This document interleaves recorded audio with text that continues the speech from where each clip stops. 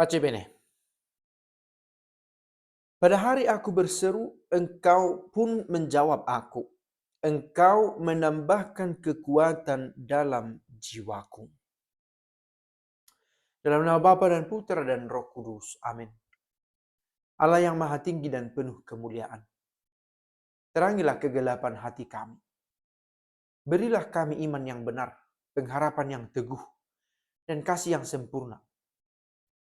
Berilah kami ya Tuhan perasaan yang peka dan budi yang cerah agar kami sanggup melaksanakan perintah-Mu yang kudus dan yang tidak akan menyesatkan. Amin. Bacaan dari Injil Matius. Mintalah maka akan diberikan kepadamu. Carilah maka kamu akan mendapat. Ketuklah maka pintu akan dibukakan bagimu.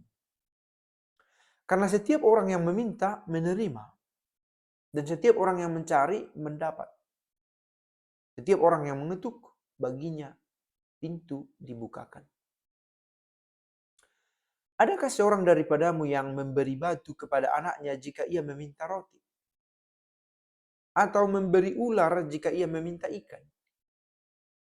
Jadi, jika kamu yang jahat tahu memberi pemberian yang baik kepada anak-anakmu, apalagi Bapamu yang di surga, ia akan memberikan yang baik kepada mereka yang meminta kepadanya.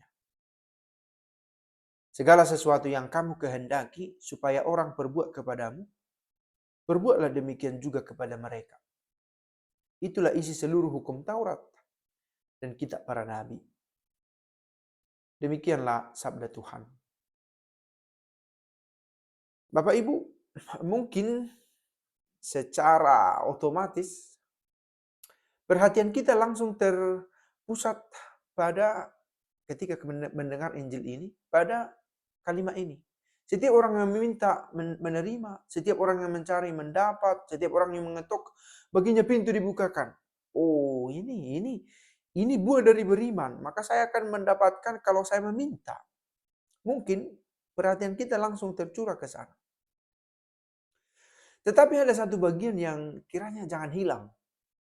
Adakah seorang daripadamu yang memberi batu kepada anaknya jika ia meminta roti, atau memberi ular jika ia meminta ikan?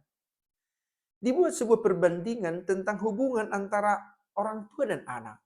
Nah, kalau saya meminta, maka saya akan menerima. Kalau saya mencari, akan mendapat. Kalau saya mengetuk, maka pintu akan dibuka.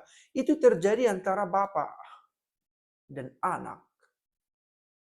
Maka permintaan, pencarian, dan mengetuk pintu itu semua kita dapat dengan mengandaikan kita menyadari hubungan kita seperti antara bapa dan anak dengan Allah itu. Nah, ini pertanyaan mendasarnya. Apakah antara aku dan Allahku sudah seperti bapa dan anak? Sampai akhirnya aku berani meminta. Dan aku percaya ia akan mengabulkannya.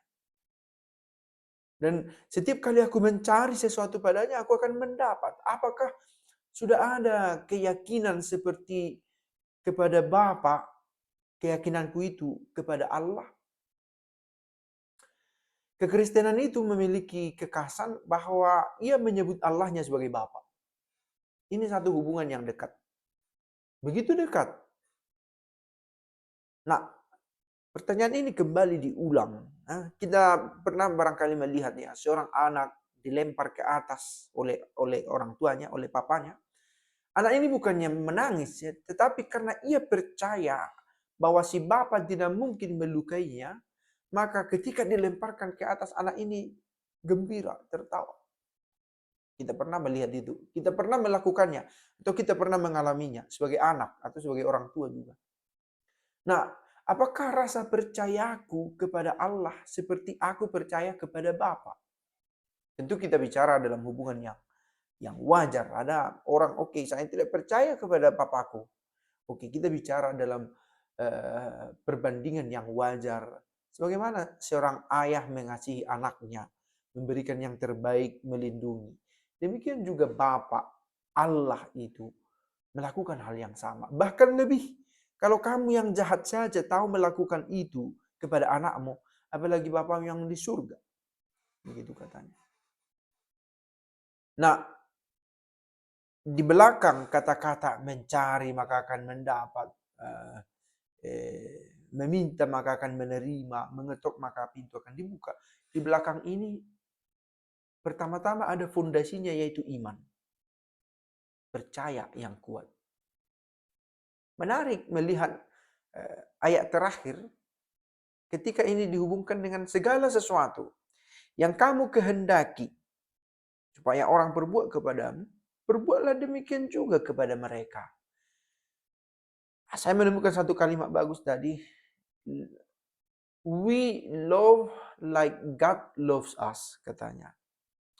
Bagaimana kita percaya dan berharap kepada Allah, kiranya demikian juga kita dengan sesama.